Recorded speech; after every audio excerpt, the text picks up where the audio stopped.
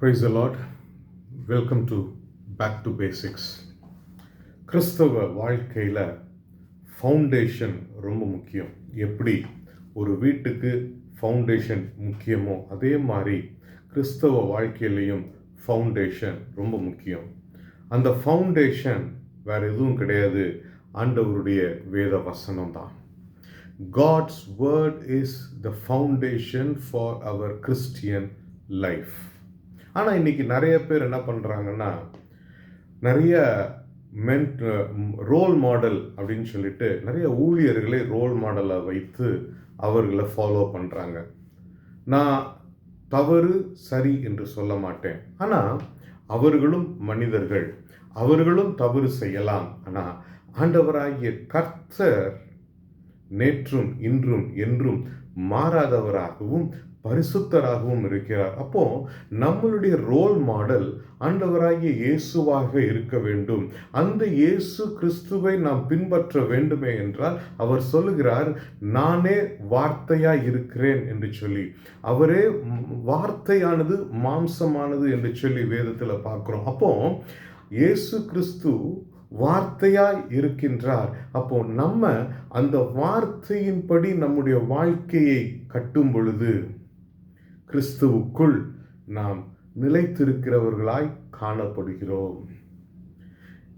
ஒரு தலைப்பை நான் இந்த நாளில் உங்கள் முன்னால் நான் வைக்கிறேன். God is good. கர்த்தர் நல்லவர். கர்த்தர் நல்லவர். அடுத்த ஒரு ஃபியூ மினிட்ஸ் இந்த வீடியோ முழுசாக பாருங்கள், நிச்சயமாய் உங்களுக்கு ஆசீர்வாதமாய் இருக்கும். சங்கீதங்களின் புஸ்தகம் 149 சங்கீதம் 4 கர்த்தர் தம்முடைய ஜனத்தின் மேல் பிரியம் வைக்கின்றார். கர்த்தர் தன்னுடைய ஜனத்தின் மேல் பிரியம் வைக்கின்றார். யோசிக்கலாம், எங்க பிரதர், நான் பல பிரச்சனையில் நான் இருக்கிறேன், பல போராட்டத்தில் இருக்கிறேன், வேதனையில் இருக்கிறேன், எதுவுமே முடிஞ்ச பாட்டுக்கு இல்லை, ஆனால் கர்த்தர் பிரியமாக இருக்கிறார் என்று சொல்கிறீங்களே, எப்படி? நல்லா புரிஞ்சுக்கணும்.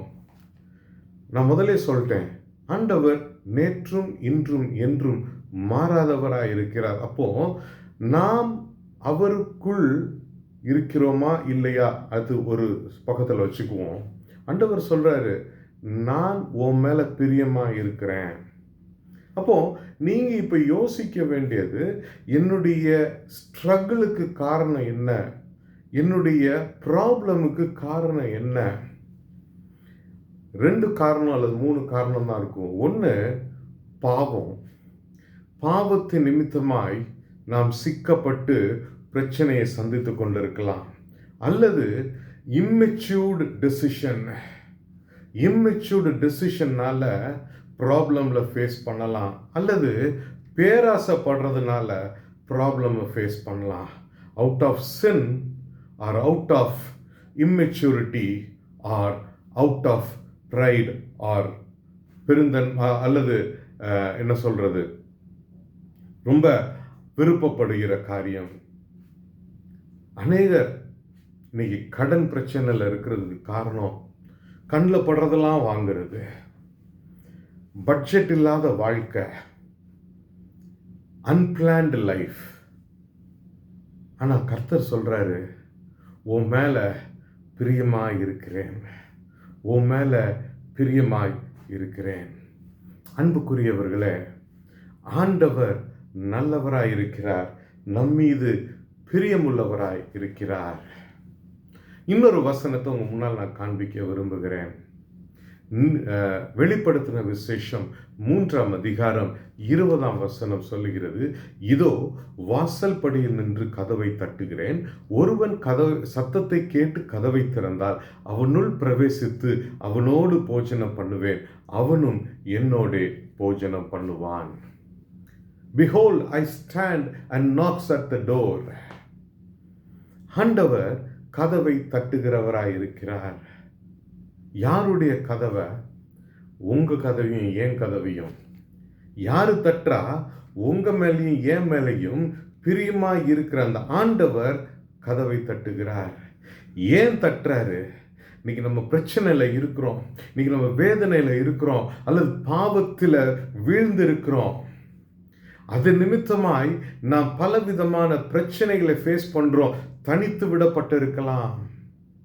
உங்களுடைய இருதயத்தின் கதவை தட்டி கொண்டிருக்கிறார். அன்புக்குரிய தேவஜனமே, இன்னைக்கு பலரும் பல காரியங்களை உங்களை குறித்து பேசலாம். ஆனா உங்களுக்கு தான் தெரியும் த ரியல் ஃபேக்ட். அந்த பிரச்சனை உண்மையா பொய்யா, நீங்க பிரச்சனையில் மாட்டினதுக்கு காரணம் என்ன என்பது உங்களுக்கு மட்டும்தான் தெரியும். மற்றவங்க எல்லாம் அசம்ஷன்ல பேசுவாங்க, அதை பத்தி நம்ம பாதர் பண்ண வேண்டாம். ஆனா ஆண்டவராகிய கர்த்தர் உங்களை நேசிக்கிறவராய் இருக்கிறார். அவர் உங்களுடைய இருதயத்தின் கதவை தட்டுகிறார். ஏன் தட்டுறாரு தெரியுமா?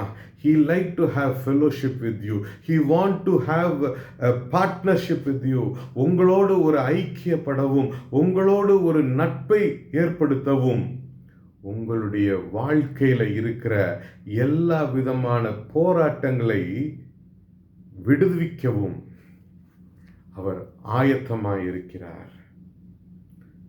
பாவத்தில் இருக்கலாம், இம்மெச்சூரிட்டினால தவறான தீர்மானங்கள் எடுத்து பிரச்சனையில் இருக்கலாம், அல்லது பேராசப்பட்டு பிரச்சனையில் மாட்டியிருக்கலாம். எல்லாத்துக்கும் ஒரே ஒரு வழி, உங்கள் வாழ்க்கையின் கதவை தட்டி கொண்டிருக்கிற அந்த இயேசுடைய சமூகத்தில் போய் உங்களை விட்டு கொடுங்க, உங்களை அர்ப்பணிங்க. வாலண்டியராக வந்து கதவை தட்டிட்டு இருக்கிறாருங்க. He is voluntarily knocking onto your doors. If you could hear that sound, just open the space, open the door, give him space to rule your life. உங்களுடைய குடும்பத்தில் அவரை அனுமதிங்க. Let him take control of your family. Let him take control of your children. Let him take control of your job. Let him take control of your health. Because he loves you so much. He loves you so much. அன்பானவர்களே, ஆண்டவர் நல்லவராயிருக்கிறார். God is so good. நம்ம புழுதியில் இருந்தாலும் சரி, குழியில் இருந்தாலும் சரி, அவர் நம்மை நேசித்து நம்மை தேடி வந்திருக்கிறார். அவருக்கு உங்கள் வாழ்க்கையை விட்டு கொடுங்க. கிறிஸ்தவ வாழ்க்கையுடைய ஃபவுண்டேஷன், நம்ம வாழ்க்கையை அவருக்கு விட்டு கொடுக்கணும். அவர் நம்முடைய வாழ்க்கையை ஆளுகை செய்வார். God bless you. இந்த வீடியோவை மற்றவங்களுக்கு ஷேர் பண்ணுங்க. Thank you and amen.